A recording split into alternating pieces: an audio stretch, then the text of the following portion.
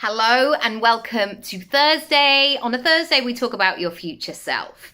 And as you will hear from today, your future self doesn't just automatically happen. Well, it does, like the days go on. But unless you really think about who that future self version of yourself is, you'll just be the same self. Today, I want to share with you 5 states or 5 phrases, 5 ways of being that keep you small. And they're also tricky because they might trick you.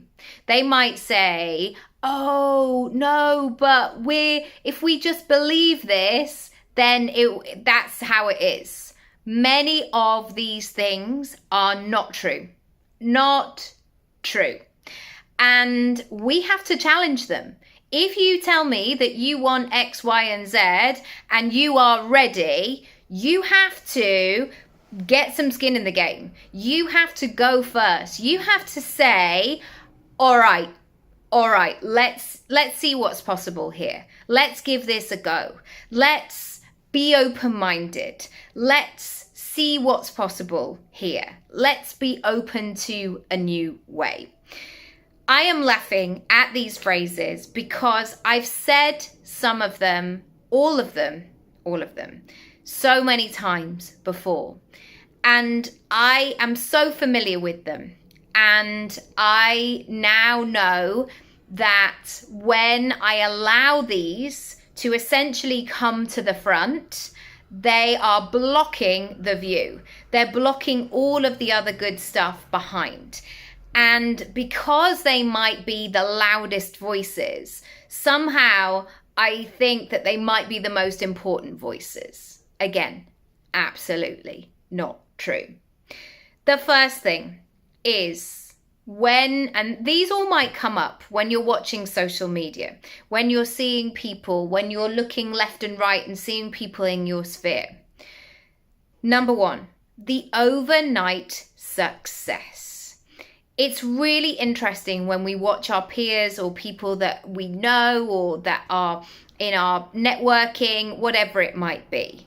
Look and feel like it's an overnight success. And somehow what that does to us is that we think that it's all right for some. We think, well, they probably just got like a leg up or this happened. And we just become a bit weird about that person and the process. Now, over the years, there have been moments where we've all probably witnessed overnight success. And when I was looking at this, the first person that I thought of was somebody like Daniel Radcliffe. When he got that job as Harry Potter, and Harry Potter went into all of the cinemas and became a thing, I'm sure he will have had that moment where he went from a little lad who could go to a family party or might walk to the end of the road with 3 of his mates to buy sweets, to being Harry Potter. That would be one of those overnight successes where their life goes from being completely anonymous to being in everybody's living room, everybody's frame of reference. But generally, even if people would like to present something as an overnight success, they are only sharing the highlights. And the likelihood is that time, effort, resources, resilience has gone into that process. So if you ever catch yourself saying, well, it's all right for them, like they look like they've come from nowhere, don't believe it. Remember, you are only seeing one perspective, one view of this entire situation. And most things that you want will require something of you. Now, will it be that essentially like going down the mine or working a 18-hour shift? Maybe not, but it's likely that there will be some kind of consistency and regularity to the input that is taking you to the output that you want. So if you catch yourself, remind yourself they are only showing you a tiny bit. Number 2, it will happen. If it's meant for me, it won't pass me by. What can happen in this circumstance is that people put so much responsibility and effort into the universe or out there or God or whatever it might be. And I think there is something in that situation where suddenly you've been in places and spaces where the timing has just been right, or something's happening, or you've had a chance meeting, or whatever it might be. But generally, there has to be some kind of input or effort or move or energy from you. So, for example, if buying a house is on your radar, for example, and you know that that's something you want to do, if you just say, what's meant for me won't pass me by, what's meant for me won't pass me by, without doing anything such as, what is a mortgage? How much money do I need? What kind of area would I like? How big is the house? What does a deposit look like? What is the paperwork? What's the process? What's all of these things? And just staying on that point of what's meant for me won't pass me by, what's meant for me won't pass me by. You're not in momentum when you're doing that. And so whatever that goal is that you're looking at, even if you know that it's fully aligned, you still have to take action. You still have to say what it is that you want and go for it. So last year, for example, I did a 10-week acting course, and it was a challenge. It really tested me. It stretched me. It made me a better performer, a better actor. I wasn't as rusty as I thought I might be.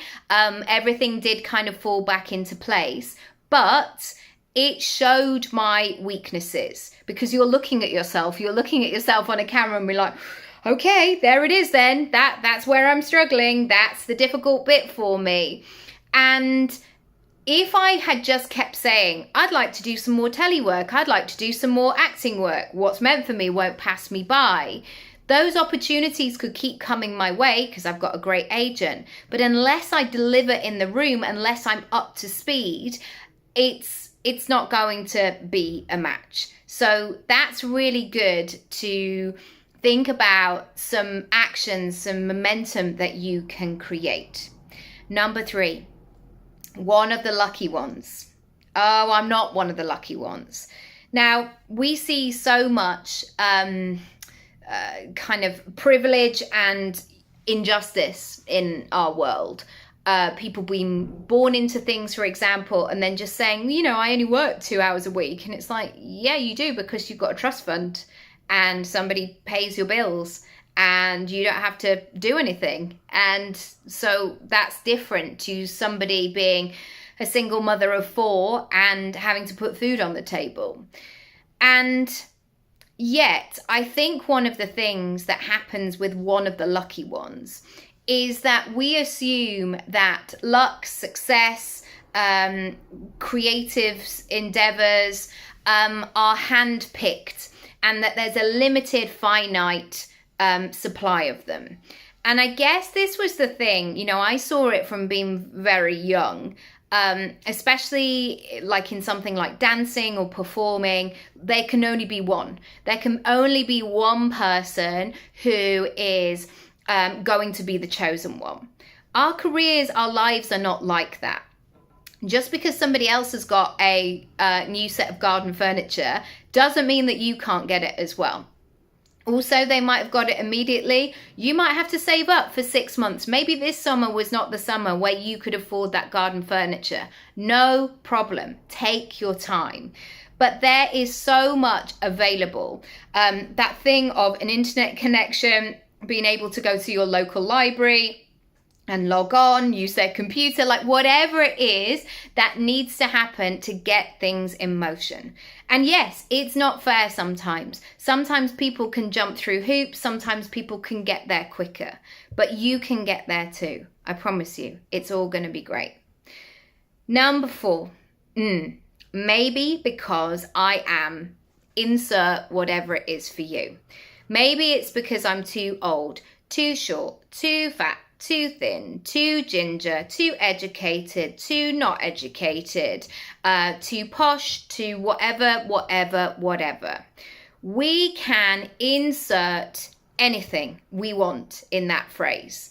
And our brain, who wants to be safe the whole time, if you're feeling a bit, I feel a bit insecure, a bit wobbly about this, your brain will say, no problem, I'll jump to it immediately. I'm going to bring out an old trigger for you. I'm going to bring an old limiting belief that you've forgotten about, that maybe you haven't thought about since 1996. I'm going to bring it in and I'm going to present it to you, and I'm going to make this your reality. Don't worry, I've got you.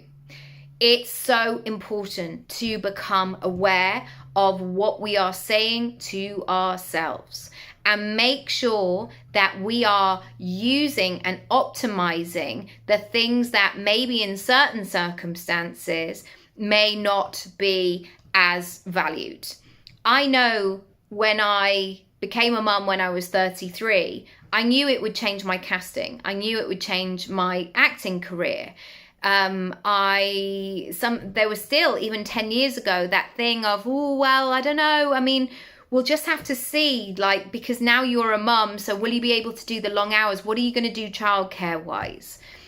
And actually, what I've realized over the last nearly 10 years is I'm a better actor, because I am a more fully rounded human being. And I'm not saying you have to become a mum to do that. Obviously, there's a level of maturity that happens between 33 and 43.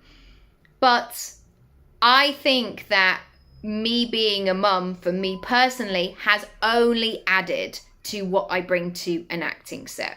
And so there might be people who might want to dismiss you and go, yeah, well, you're a mum now, or you're in your 40s, so we can't really consider that.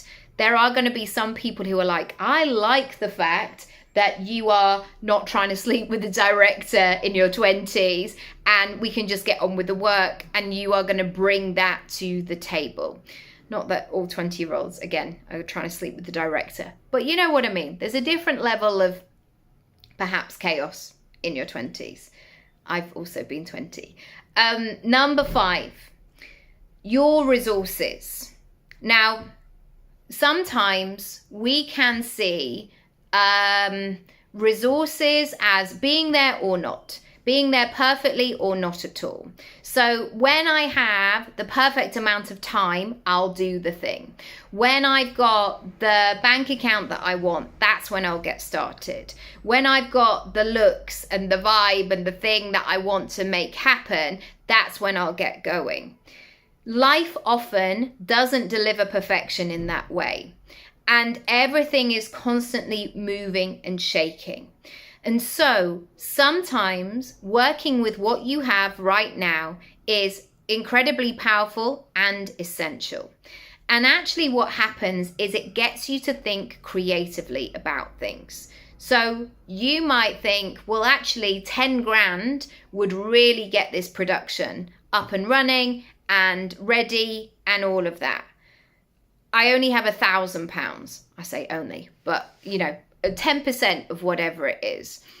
So what can I do with that? Well, if you think that you can get started from where you are right now with what you have right now, it will begin to show you in a different mindset. As in, well, I could use this free resource. I could put in, instead of paying somebody, which I don't have the money to do right now, I'm going to commit that every Saturday morning for the next year, I'm going to work on my business. I'm going to put in 3 hours of really solid work. And by the end of it, I'll have done 150 hours plus in being able to work on my dream.